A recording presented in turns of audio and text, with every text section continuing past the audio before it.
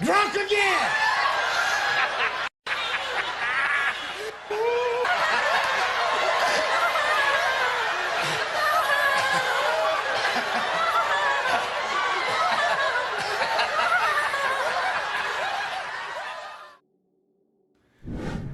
O que vocês acham dessas imagens aí que vocês acabaram de ver? Alguns chamam da unção do riso.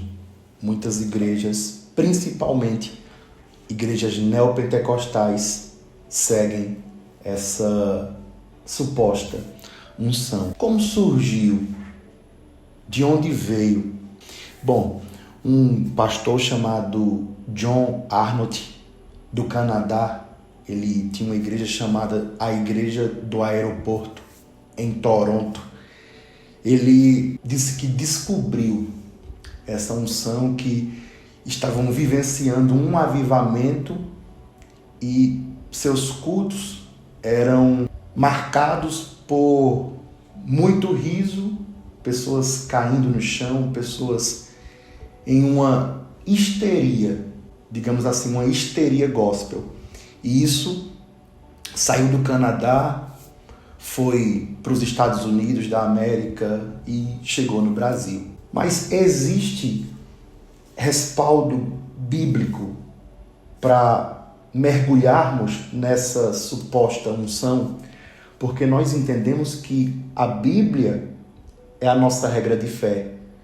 Tudo o que vamos fazer dentro do culto deve ser de acordo com a palavra de Deus. Tem que passar pelo crivo da palavra de Deus. E existe um dom ou uma unção, biblicamente falando, que possamos respaldar e colocar essa unção dentro da igreja? Nós vamos ver que não. As pessoas que defendem isso, defendem de uma forma muito autoritária, sem Bíblia. E nós sabemos que somente as Escrituras. Por exemplo, mencionando a unção do riso e perguntando qual o respaldo que vocês têm, eu já vi gente dizer assim: Sara riu, mencionando aquele momento em que o anjo do Senhor avisa para Abraão que Abraão vai ser pai já sendo velho e Sara sendo velha, mas ali eles riram, ou ela riu, Sara riu, porque não estava acreditando. Poxa, como uma mulher velha, que as regras não vêm, meu marido já é velho, já passamos do tempo de dar à luz a filhos, como é que nós vamos conseguir um feito desse? Então ela riu por não acreditar. Por isso o nome de Isaac foi Isaac, porque Isaac significa riso, porque Sara riu. Mas isso não tem nenhum respaldo para dizermos Sara riu, por isso estamos rindo. Então, aí já cai por terra. Outro texto muito mal compreendido também que usam é Salmo 45, versículo 7. Uma palavra profética falando sobre Jesus, que Jesus, quando viesse, seria um rei, um senhor de justiça, que odeia a iniquidade e que Deus lhe ungiu, isso é algo para Jesus, com óleo de alegria. E usam esse texto fora do contexto para querer respaldar essa histeria gospel. Não existe respaldo para colocarmos essa, aspas, unção dentro da igreja. Outra coisa, os apóstolos falharam, Jesus falhou, porque Jesus não ensinou isso, os apóstolos não ensinaram isso, os patristas, os pais da igreja não ensinaram isso, os reformadores não ensinaram isso. Fazem 30 anos ou pouco mais de 30 anos que esse pastor em Toronto criou essa suposta unção. Pelo amor de Deus, gente, analisemos as Escrituras. E com isso eu não quero ferir os meus irmãos que creem nisso. Mas vamos analisar direitinho. Se entra alguém na igreja e o povo está, como vimos aqui, esse irmão aqui que também disseminou essa doutrina no Brasil e nos Estados Unidos, Se alguém entra e vê uma histeria dessa, parece mais um show de stand-up, vai trazer escândalos. E ai daqueles por quem vier os escândalos. Sobre a alegria, o que temos na palavra de Deus?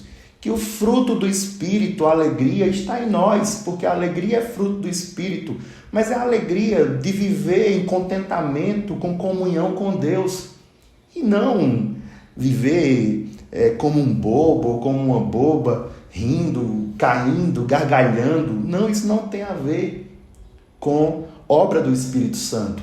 Isso não é obra do Espírito Santo, isso é obra da carne.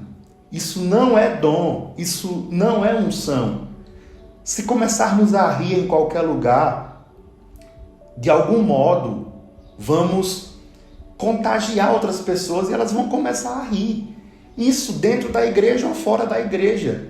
Alguém começa a rir, se for alguém que ri é engraçado, outros vão começar a rir, mas não tem nada a ver com Deus, não tem nada a ver com o Espírito Santo.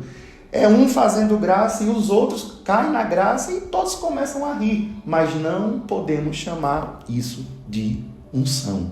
Analisemos as Escrituras. Em 1 Coríntios 14, versículo 40, diz que tudo deve ser feito com ordem e decência. E dentro de uma situação como essa aí, essa suposta unção do riso, não existe ordem, nem existe decência. Nós sabemos que tudo que vai ser feito dentro da igreja deve ser feito para a edificação do corpo de Cristo. E nessa situação não existe edificação.